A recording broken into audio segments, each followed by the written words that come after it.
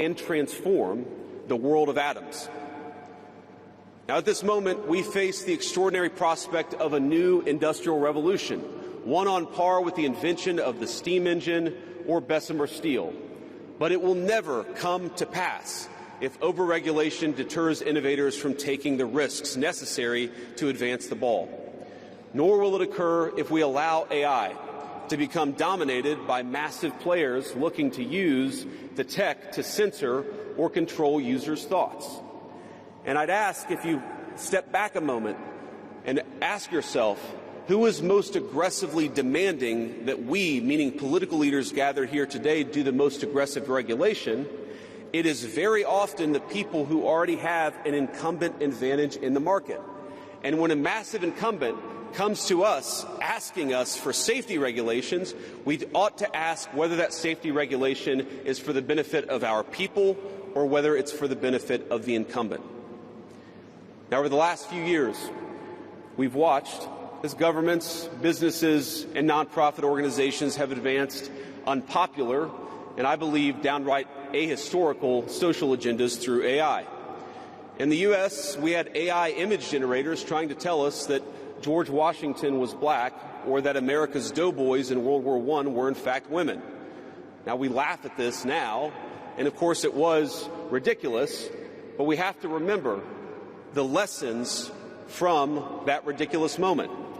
And what we take from it is that the Trump administration will ensure that AI systems developed in America are free from ideological bias and never restrict our citizens' right to free speech. We can trust our people to think, to consume information, to develop their own ideas, and to debate with one another in the open marketplace of ideas. Now, we've also watched as hostile foreign adversaries have weaponized AI software to rewrite history, surveil users, and censor speech. This is hardly new, of course.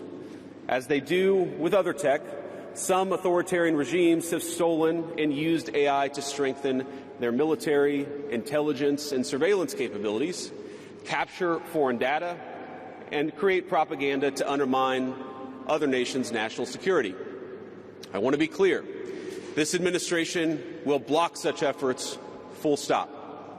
We will safeguard American AI and chip technologies from theft and misuse, work with our allies and partners to strengthen and extend these protections, and close pathways to adversaries attaining AI capabilities that threaten all of our people. And I would also remind our international friends here today that partnering with such regimes, it never pays off in the long term. From CCTV to 5G equipment, we're all familiar with cheap tech in the marketplace that's been heavily subsidized and exported by authoritarian regimes.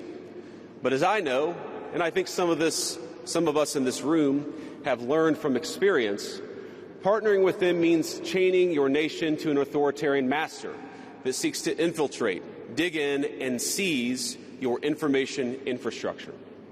Should a deal seem too good to be true, just remember the old adage that we learned in Silicon Valley: if you aren't paying for the product, you are the product.